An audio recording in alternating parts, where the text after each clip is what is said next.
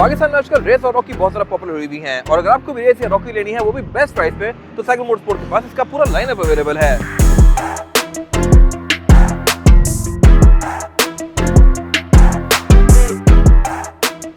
देखने में रेस के सारे वर्जन ही मिलते जुलते लगते हैं लेकिन हर रेस दूसरे से डिफरेंट होती है।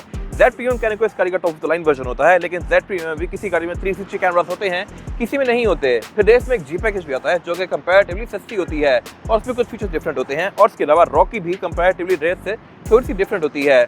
लुक्स में तो आपको आइडिया हो रहा होगा लेकिन इसके अलावा क्या डिफरेंसेस है मैं कवर करूंगा आगे जाके, तो ये वीडियो एंड तक देखिएगा। प्राइसेस के साथ इन गाड़ी को शुरू करते हैं तो स्टार्ट करते हैं उस कार से। ये गाड़ी 2020 मॉडल है, 5 ग्रेड की है, 30 लाख किलोमीटर ड्रिवन है, अनरजिस्टर्ड है और इसकी डिमांड है 63,50,000 रुपए। ये इसका Z प्रीमियम वर्जन है और इसमें रूफ ब्लैक आती है। ये गाड़ी टू टोन में आती है, इसके साइड मिरर भी, रूफ भी और कुछ चीजें थोड़ी डिफरेंट होती हैं और इसमें रिम भी थोड़े ज्यादा खूबसूरत हैं। ये टू टोन में है और है भी 17 इंचेस के। फिर इसके अलावा इसमें ब्लाइंड स्पॉट मॉनिटर्स हैं लेकिन 360 कैमरास नहीं है। ब्लाइंड स्पॉट मॉनिटर भी हर गाड़ी में नहीं होते। फिर अगर बात करें इससे अगली गाड़ी की तो ये गाड़ी जी पैकेज है, ये C थी ये G है। इसमें कुछ चीजें कम है और कुछ चीजें आपको देख के आइडिया हो रही होंगी। इसमें रूफ बॉडी कलर में है और इनमें बैक पे भी कुछ फर्क है। वो ये है कि इसमें रेयर फॉग आती है बड़े पैकेज में, जी पैकेज में रेयर फॉग नहीं आती। इसके अलावा शार्क फिन एंटीना इस गाड़ी में बॉडी कलर में ही है, इसमें ये व्हाइट कलर में है। अगेन रूफ का डिफरेंस है और इसके अलावा फ्रंट पे भी इनमें कुछ और डिफरेंसेस हैं। जैसे कि अब देखने में तो ये हेडलाइट्स ऑलमोस्ट सेम ही हैं, दोनों ही LED में हैं लेकिन इसकी हेडलाइट के सारे पॉइंट चलते हैं, इसके कम पॉइंट चलते हैं। सेंटर वाला पॉइंट इसकी बीम है जो कि बंद ही रहती है। फिर इसमें ऊपर यहाँ पे क्रोम दिया गया है, इसमें यहाँ पे ऊपर ये DRL दी गई है, नीचे इसमें यहाँ पे क्रोम दिया गया है, इसमें ये वाला एरिया बिल्कुल ब्लैंक है। फिर इसमें पार्किंग भी डिफरेंट आती है, इसकी पार्किंग डिफरेंट है। अगेन ये फॉग लैंप ऑफर करती है, इसमें फॉग लैंप नहीं है। अब कहने को ये वाली गाड़ी सिर्फ 4 लाख किलोमीटर ड्रिवन है यानी कि ऑलमोस्ट ब्रांड न्यू है, बट स्टिल ये गाड़ी इससे 3 लाख रुपए महंगी है। तो अगर आप कोई रेस लेने निकल रहे हैं और आपको जी प्रीमियम में या फिर छोटे वर्जन की प्राइस में कोई खास फर्क नहीं पड़ रहा तो फिर आप या तो टॉप ऑफ लाइन वाली गाड़ी लें या फिर इस गाड़ी की प्राइस कम करवाएं। ये चीज मोस्ट लोगों को नहीं पता होती और ये इनमें डिफरेंसेस हैं। फिर इससे अगला ऑप्शन हमारे पास ये अगेन रेस जी पैकेज 2020 मॉडल, इसकी डिमांड है 63,50,000। ये गाड़ी 4.5 ग्रेड की है और 51 के ड्रिवन है। ये गाड़ी Z प्रीमियम वर्जन ही लेकिन ये सिंगल टोन में है। इसकी बॉडी, छत, साइड मिरर सब ही व्हाइट है लेकिन फीचर्स में सारे Z प्रीमियम वाले हैं। तो ये गाड़ी उन लोगों के लिए बेस्ट ऑप्शन है जिनको एक सिंपल सोबर सी कार चाहिए। टू टोन हर किसी की प्रेफरेंस नहीं होती तो ये गाड़ी एक सिंपल और डिसेंट वर्जन है। फिर इसका अगला ऑप्शन हमारे पास अगेन Z प्रीमियम वर्जन लेकिन ये गाड़ी 6250 की है। इस पे मॉडलिस्टा की बॉडी किट्स लगी हुई हैं जो कि इसके लुक को और ज्यादा हैवी बनाती है। अब मॉडलिस्टा की किट्स लगती तो खूबसूरत हैं लेकिन ये गाड़ी अब अर्बन सिटी के लिए ही सही है। रूरल एरियाज में इसको लेके जाएंगे तो फिर इसकी किट्स ही आपको तंग करेंगी। ब्रेकर्स पे नीचे लग सकती है लेकिन अगर आप एक यंगस्टर हैं या फिर आपने गाड़ी सिर्फ शहर में यूज करनी है तो फिर ये गाड़ी मेरे ख्याल से ज्यादा बेहतर ऑप्शन है। बॉडी किट्स के साथ गाड़ी की फ्रंट, साइड, बैक हर लिहाज से लुक बेहतर आती है और किट सिर्फ फ्रंट पे नहीं बल्कि साइड पे भी होती है। साइड पे इसके साइड स्कर्ट्स दी गई हैं, बैक पे इसके अगेन एक डिफ्यूजर आता है जो कि लुक्स को थोड़ा ज्यादा बल्कि बनाता है। रिम इसके भी 17 इंचेस के हैं, डिमांड इसकी 6250 है। फिर नेक्स्ट ऑप्शन हमारे पास ये डायहाट्सू रॉकी, ये प्रीमियम वर्जन है, इसमें जी नहीं आता, इसको सिर्फ प्रीमियम कहते हैं और इसमें कुछ चीजें डिफरेंट हैं कंपेयर टू दिस कार। सबसे पहले की चीज है इसकी डिमांड जो कि है 60,50,000। फीचर्स के लिहाज से ये गाड़ियां ऑलमोस्ट एक जितनी ही इक्विप्ड हैं और ये है भी टू टोन में लेकिन जो यहाँ पे डिफरेंसेस हैं वो है इस गाड़ी की ग्रिल इसमें ये डायमंड शेप में आती है। इसकी ग्रिल सिंपल सी है जैसे कि टोयोटा की मोस्टली कार्स की होती है लेकिन इसमें फिर और भी कुछ चीजें डिफरेंट है। इसकी फॉग लैंप भी ये थोड़े स्क्वायर पैटर्न में है और इसके अलावा इसके रिम का डिजाइन भी डिफरेंट है। हालांकि है ये 17 इंचेस का ही और ये है भी टू टोन में। रेयर एंड पे भी इसका बम्पर थोड़ा सा डिफरेंट आता है लेकिन फीचर्स के लिहाज से ये गाड़ी उतनी ही इक्विप्ड है। डिमांड 60,50,000, ड्रिवन 63 के और ये गाड़ी 26 की फ्रेश इंपोर्ट है। फिर इससे अगला ऑप्शन है हमारे पास ये वाला, ये गाड़ी भी 26 की फ्रेश इंपोर्ट है, ये भी 20 मॉडल है और ये भी टू टोन में है, Z प्रीमियम वर्जन है। इसकी डिमांड है 63,50,000। ये गाड़ी 30 लाख किलोमीटर ड्रिवन है। अब बात करते हैं उस चीज की जिसने पाकिस्तान में रेस को फेमस बनाया, वो है इस गाड़ी की ओवरऑल लुक्स और इसका साइज। ग्राउंड क्लियरेंस के लिहाज से ये गाड़ी पाकिस्तानी मोस्टली गाड़ियों से बेहतर है और इसके अलावा इस कैटेगरी की जो वेट्स या यारिस जैपनीज आती है उनसे भी ये गाड़ी ज़्यादा ऊंची है और यही वजह है कि पाकिस्तान में ये गाड़ी सक्सेसफुल रही है। फिर सिर्फ यही नहीं, इसके अलावा इसमें फिर इंजन आता है 1.0 लेकिन turbo charge. Yaris, Vitz, Cultus, Wagon R ये सब गाड़ियाँ 1000 सीसी होती हैं लेकिन उनमें टर्बो नहीं होता। इनमें क्योंकि टर्बो है तो ये गाड़ी आपको 1300 या 1600 सीसी गाड़ी जितनी पावरफुल लगती है और ये उनके साथ इजीली कम्पीट भी कर सकती है। फिर एट द सेम टाइम ये गाड़ी एवरेज भी अच्छी देती है। ये गाड़ी आपको 15 प्लस की एवरेज इजीली दे सकती है डिपेंडिंग अपॉन ड्राइविंग पैटर्न। और इसके अलावा फिर जहाँ तक बात है फीचर्स की तो जैसा कि मैंने बताया इनमें हेडलाइट्स LED में है। LED headlights top of line version में आती हैं। सिविक में देख लें तो इवन ओरियन में भी हेडलाइट LED में नहीं आती लेकिन अगर आप RS पे अपग्रेड करते हैं जो कि करोड़ से ऊपर की गाड़ी है तो उसकी हेडलाइट LED में होती है। इसमें हेडलाइट्स LED में है और इसके अलावा ये गाड़ी रडार भी ऑफर करती है। फिर इसके अलावा इनमें 360 डिग्री कैमरास भी ऑफर होते हैं और पार्किंग सेंसर्स भी गाड़ी ऑफर करती है। इतने फीचर्स पाकिस्तानी गाड़ियों में नहीं है, जबकि प्राइसेस उनकी इसके पास ही पहुंच गई हैं।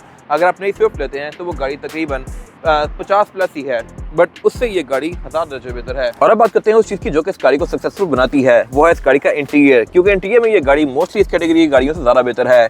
इस तरह का डैशबोर्ड मोस्टली आपको टुक्सन या एक्सपोर्टेज वगैरह जैसी गाड़ियों में देखने को मिलता है। इस कैटेगरी की गाड़ियाँ बिल्कुल बेसिक सी होती हैं, लेकिन इसका इंटीरियर लुक्स के लिहाज से खूबसूरत तो है ही, लेकिन यहाँ फीचर्स भी अच्छे हैं। इस तरह से कि इसकी ड्राइवर की सीट में हाइड्रोलिक आता है, आप इसको रेस ऑल ओवर कर सकते हैं। सीट पीस की ये पूरी फैब्रिक की फिनिश में है, लेकिन ये भी ऑप्शनल है, आप अगर लेदर लेना चाहें तो ले सकते हैं। और इसके अलावा हमारे पास एक और जो गाड़ी खड़ी हुई है डायट्सू वाली, उसमें लेदर सीट्स हैं, मोर ऑफ दैट लेटर। और इसके अलावा इनमें रेड कलर की स्टिचिंग कंटिन्यू की गई है, जो कि इसके इंटीरियर को और बेहतर बनाती है। फिर जहाँ तक बात है फीचर्स की, तो ये सीट्स हीटेड हैं। यहाँ पे हीटिंग के फीचर्स दिए गए हैं, जहाँ से ये आप इनको ऑन करके गर्म कर सकते हैं, और सर्दियों में ये काफ़ी यूजफुल रहती हैं। अभी मैंने सीट ऑन की हुई है और इसका एक अलग ही कंफर्ट है। फिर क्लाइमेट कंट्रोल भी ये गाड़ी ऑटोमेटिक ऑफर करती है। फिर इसके अलावा यहीं पे इसका पुश बटन दिया गया है, और पुश बटन भी लेफ्ट पे नई गाड़ियों में आ रहा है मोस्टली। पहले गाड़ियों में राइट पे करता था, नई जितनी आप स्पोर्ट्स वगैरह देख लें सब में लेफ्ट पे होता है। फिर सिर्फ यही नहीं, इस गाड़ी को आप डी में डाल के स्पोर्ट्स में करके मैनुअली भी चला सकते हैं। इस तरह से ये चीज़ भी इस कैटेगरी की बहुत कम गाड़ियों में आती है। ट्रिप्टोनिक ट्रांसमिशन। फिर ये गाड़ी क्योंकि टर्बो चार्ज है तो इसकी पावर भी नेक्स्ट लेवल पे है। एग्जैक्ट फिगर्स में कवर करूंगा आगे जाके। मल्टीमीडिया स्क्रीन इस गाड़ी में आफ्टर मार्केट लगी हुई है। इसमें जनरल स्क्रीन भी आती है बड़े वाली, लेकिन वो उस गाड़ी में आती है इसमें 360 कैमरास होते हैं। इस स्पेसिफिक गाड़ी में कैमरास नहीं है। बाकी कैबिन स्पेस के लिहाज से भी गाड़ी डिसेंट है, चौड़ाई के लिहाज से भी एयर बैग भी इसमें 8 आते हैं। यहाँ पे ये पिलर में भी एयर बैग्स दिए गए हैं। फिर इसका स्टीयरिंग व्हील भी लुक्स के लिहाज से काफी खूबसूरत है ये मल्टीमीडिया वाला। क्रूज कंट्रोल भी गाड़ी ऑफर करती है 1000 सीसी होते हुए, और फिर ऑन टॉप ऑफ दैट ये एडाप्टिव भी है, ये बहुत कम गाड़ियों में आता है। फिर बाकी स्टीयरिंग के जो कंट्रोल्स हैं ये इस एरा की कैमरी से मिलते जुलते हैं। हेडलाइट इसमें ऑटोमेटिक है, और इसमें फॉग का कंट्रोल भी यहीं पे दिया गया है। मीटर भी इसका ऑलमोस्ट पूरी स्क्रीन है, और ऑन टॉप ऑफ दैट आप इसकी थीव्स को भी चेंज कर सकते हैं इस तरह से। ये मेरे खास से अगेन एक इंटरेस्टिंग चीज है, और यूजुअली आपको ये फीचर्स बहुत बड़ी गाड़ियों में देखने को मिलते हैं, इससे कंपैरेटिवली काफी महंगी गाड़ियों में। तो जहां तक बात है फीचर्स की, तो विंडोज में पावर तो है ही, लेकिन इसके साइड मिरर ऑटो रिट्रैक्टेबल हैं। ये चीज भी प्राउड TXL में आती है, TS में नहीं आती। फिर इसमें यहाँ पे जो फीचर्स दिए गए हैं ये है इसके रेयर फॉग के, और इसके अलावा यहाँ पे फिर इसका radar, traction control, eco idling, parking sensors वगैरह के फीचर्स दिए गए हैं। ये भी मोस्टली गाड़ी में नहीं आते। और बैक पे भी गाड़ी स्पेस के लिहाज से डिसेंट है। लेगरूम का भी यहाँ पे कोई खास इशू नहीं है। हेडरूम भी यहाँ पे अच्छा खास स्पेशियस है। 3 लोग यहाँ पे कंफर्टेबली एडजस्ट हो सकते हैं, क्योंकि इसमें फ्रंट बेड भी ऑलमोस्ट फ्लैट है, और फीचर्स भी यहाँ पे ठीक है। यहाँ पे एयर बैग्स दिए गए हैं, और इसके अलावा और आउटलेट्स भी आते हैं रेयर पैसेंजर्स के लिए। सीट बेल्ट्स भी यहाँ पे आती हैं, और रेयर बेंचेस फोल्डेबल भी हैं। ये तो हो गया इसका जी प्रीमियम वर्जन। छोटे वर्जन पे चलते हैं अब। और अब मैं आ गया हूँ जी पैकेज में। जी पैकेज का स्टीयरिंग भी सबसे ज्यादा नोटिसेबल है, क्योंकि ये लेदर स्टिच्ड ही नहीं है, ये बिल्कुल बेसिक सा प्लास्टिक स्टीयरिंग है, और उसके फीचर्स भी कम है। यहाँ पे इसमें क्रूज कंट्रोल नहीं दिया गया, इसके अलावा रडार वगैरह के फीचर्स यहाँ पे नहीं दिए गए। मीटर इसका ऑलमोस्ट सेम ही है, लेकिन बाकी डिफरेंसेस इसके यहाँ पे हैं। इस पर स्क्रीन नहीं आती, ये स्क्रीन बाद में लगी हुई है, आफ्टर मार्केट है, और थोड़ी छोटी भी है।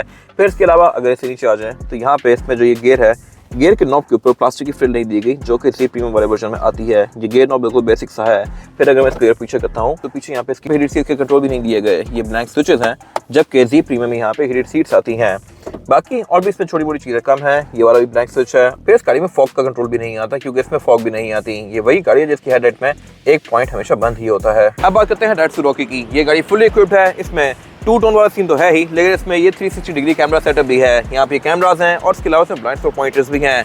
इसका इंटीरियर भी रेस से थोड़ा डिफरेंट है, किस तरह से मैं बताता हूँ। और अब ये है रॉकी का इंटीरियर। ये गाड़ी फुल लोडेड है, और अगर आप मुझसे पूछें तो मैं पर्सनली आपको ये गाड़ी रिकमेंड करूंगा, क्योंकि इसमें फीचर्स उन सबसे ज्यादा हैं। और ऑन टॉप ऑफ दैट इसमें रेड वाली ट्रिम्स नहीं है। रेड ट्रिम्स रेस में थोड़ी सी ऑफ लगती है इंटीरियर के लिहाज से। इसमें वो रेड पार्ट ना यहाँ दिया गया है, ना एवेंट्स के पास, ना ही इसमें यहाँ पे दिया गया है, ना सीट्स में दिया गया है।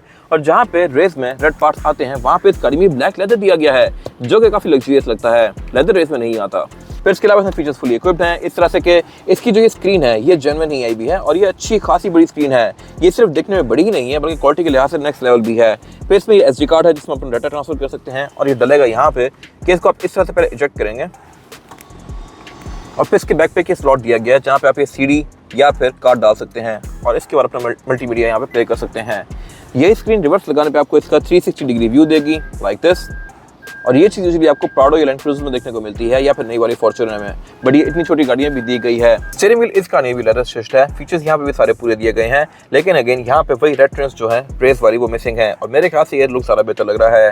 स्टीयरिंग में सिर्फ ये लोगों का डिफरेंस है, जो कि डायट्सू का है, और इसीलिए इस गाड़ी की प्राइस काफी कम है, 60,50,000, और मेरे ख्याल से ये गाड़ी टोटली जस्टिफाइड है। इसका ग्रेड भी 4.5 है। ये गाड़ी 63 का ड्रिवन है, डिमांड 6050। तो ये था लाइनअप टोयोटा रेस का। ये गाड़ियां सेकंड मोटरस्पोर्ट के पास अवेलेबल हैं और इसमें हमारे पास फिर और भी काफी सारे ऑप्शंस अवेलेबल हैं जो कि इस ब्रांच में नहीं, हमारी दूसरी ब्रांच में हैं। ये जीटी रोड ब्रांच है। इसके अलावा हमारी एक और ब्रांच भी है रावलपिंडी में मरी रोड पे, और उसमें भी काफी सारे रेस में ऑप्शंस अवेलेबल हैं। फिर हमारे पास सिर्फ रेस ही नहीं, इसके अलावा हमारे पास ये पिकांटो, जिमनी, उसके अलावा बड़ी गाड़ियां, लैंड क्रूजर, हर तरह की गाड़ियां अवेलेबल हैं और हमने इनके भी लाइनअप पहले बनाए हुए हैं। तो हर तरह की गाड़ी की बाइंग एंड सेलिंग के लिए second motorsports is the place. और इसके अलावा अगर आपको स्पेसिफिक डिमांड है, आपको स्पेसिफिक गाड़ी चाहिए जो कि पाकिस्तान में है ही नहीं, तो हम आपके लिए वो भी इंपोर्ट कर सकते हैं। फिर इसके अलावा गाड़ियों की मॉडिफिकेशन भी सेकंड मोटरस्पोर्ट पे की जाती है। तो गाड़ियों के हर तरह के काम के लिए second motorsports is the place. Thank you for watching.